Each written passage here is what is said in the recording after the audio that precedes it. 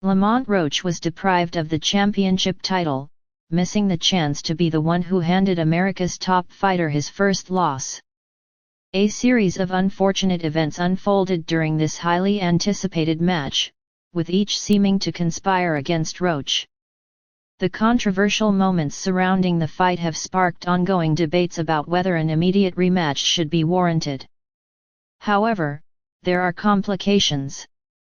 The New York State Athletic Commission, which oversees professional boxing in the region, does not have the authority to order a rematch following a decision. The governing body for boxing, namely the World Boxing Association (WBA), is the only entity that can order such a rematch. While the Commission does have the power to review decisions, it cannot compel an immediate rematch, and this fact has left many fans and analysts feeling frustrated by the lack of recourse. The most controversial moment in the fight occurred during a pivotal moment when Lamont Roach landed a series of powerful punches that caused his opponent, Gervonta Davis, to take a knee. The referee in charge of the match, Steve Willis, initiated an 8-count but inexplicably stopped the count midway through, causing confusion in the ring. Roach, already in a heightened state of focus, immediately turned his attention to the referee, expecting the count to continue. However, the count halted, and Roach's immediate reaction was to question why it had stopped. Video footage later confirmed that Roach had indeed asked the referee to continue the count, showing that he was as bewildered as many others who were watching the event unfold. In the aftermath of the fight, the head of the New York State Athletic Commission, Matthew D'Amelio, found himself under increasing pressure to address the human error that led to the controversial moment. The question that loomed large was whether or not Davis's actions during that critical period warranted a point deduction or even a disqualification. Davis, after taking the punches from Roach, took a knee, but rather than immediately rising and continuing, he walked to his corner to receive treatment from his CO trainer, Calvin Ford. Davis later claimed that he felt a stinging sensation in his eye, possibly due to a chemical irritant, and sought relief by going to his corner. This decision to walk to his corner in the middle of a round has been heavily scrutinized. Some critics believe that the actions of Davis violated the rules and that D'Amelio should have deducted a point from him for failing to continue fighting after being knocked down. They argue that such a point deduction would have altered the trajectory of the match, potentially leading to Roach winning the World Boxing Association WBA lightweight title. After the final bell, the majority draw decision left fans and experts divided, with some contending that a penalty would have shifted Davis's approach in the later rounds, making him more aggressive to compensate for the point deduction. Others, however, believe that penalizing Davis would have been too harsh, especially given his reputation for knockout power. They argue that a point deduction would have disrupted his rhythm, but Davis, known for his ability to turn a fight around at any moment, might have responded with a more aggressive and effective strategy if he had been penalized. The decision to allow the round to continue without penalty has left some feeling that Roach's opportunity to win the title was unfairly diminished. In the 9th round, the moment of controversy occurred when Davis took a knee after absorbing a right hand followed by 2 jabs from Roach. When asked about the incident afterward, Davis admitted that he was caught off guard by the sequence. A panel discussion, which included retired referee Jack Rice, trainer Stephen Bredman Edwards, and Pro Box TV analysts Chris Algieri and Paulie Malignaghi, all unanimously agreed that the knee taken by Davis met the criteria for a knockdown. This panel discussion further solidified the growing belief that Roach had indeed scored a legitimate knockdown and that the referee's failure to count it was a significant error. Gary Jonas, the founder of Pro Box TV and an advisor to Roach, took the next step by filing an official appeal with the New York State Athletic Commission, citing multiple missed opportunities by the referee to penalize Davis. Jonas argued that the referee had multiple chances to assess Davis's conduct during the fight, including his actions when he took a knee, walked to his corner, and allowed his trainer to enter the ring and treat him.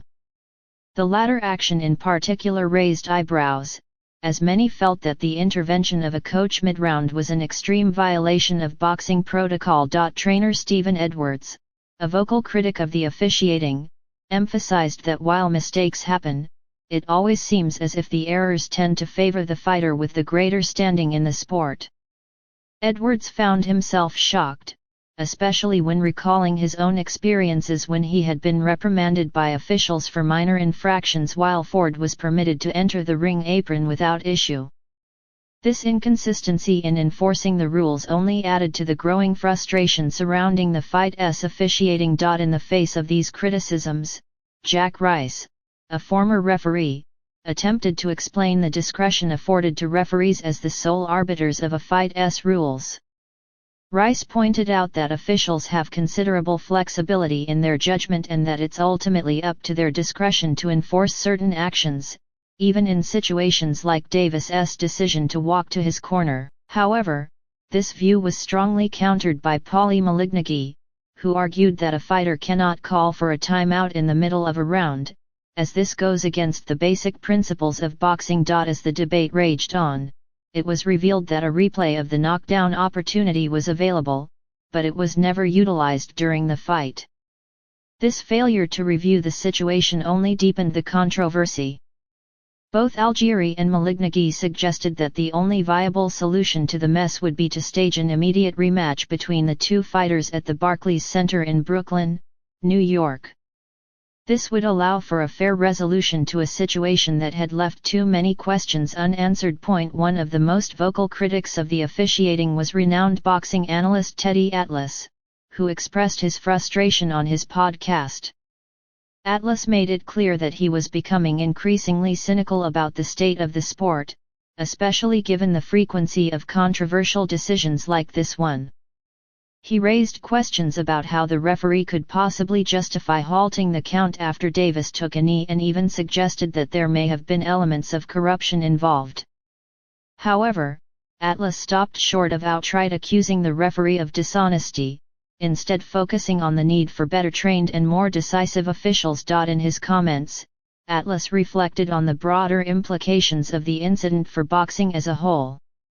He pointed out that such errors not only undermine the integrity of the sport but also call into question whether the system that governs boxing is truly fair and transparent. Atlas's primary concern was that the same leniency extended to Davis would not have been afforded to Roach had the roles been reversed. He argued that the inconsistency in officiating needed to be addressed urgently, as it was compromising the credibility of boxing. One of the central issues Atlas emphasized was the failure to enforce knockdown rulings correctly. In boxing, a fighter is expected to defend themselves at all times, and a referee is supposed to stop the action only if one fighter is in danger or if the rules are violated. Atlas argued that Davis's actions, including taking a knee and walking to his corner, violated the spirit of the fight. Roach, on the other hand, had been within his rights to continue his attack. Had the referee scored the sequence as a knockdown, Roach would have likely won the round with a 10-8 score, which would have given him a clear path to victory and possibly the title. Reflecting on the dynamics of the fight, Atlas drew a comparison between Roach's performance and a schoolyard bully being challenged for the first time.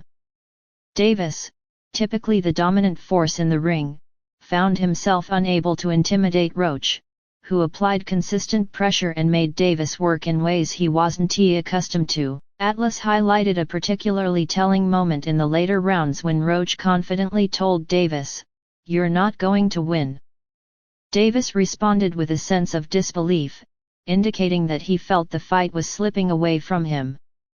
Roach's resilience and composure only raised further questions about the legitimacy of the draw decision, leaving many wondering whether the decision had been unfairly influenced by the officiating. As the situation continues to unfold, the future of Gervonta Davis remains uncertain. Reports indicate that he may face significant fines and disciplinary actions, which could lead to a lengthy suspension from the sport. Some speculate that Davis could even risk losing his title if additional sanctions are imposed. Meanwhile, the boxing community is closely watching to see if the governing bodies will take action to rectify the situation and restore some sense of fairness to the sport. The debate surrounding what should happen next continues to spark discussions among fans, analysts, and fighters alike. Some argue that Roach should be declared the rightful winner of the fight, given the series of questionable decisions that occurred. Others insist that a rematch is the only fair and just resolution, as it would allow both fighters to settle the matter in the ring under clearer and more consistent officiating. One thing, however, remains undeniable: the controversy surrounding this fight has cast a long shadow over the sport. It has intensified calls for reform in boxing, especially with regards to the officiating process.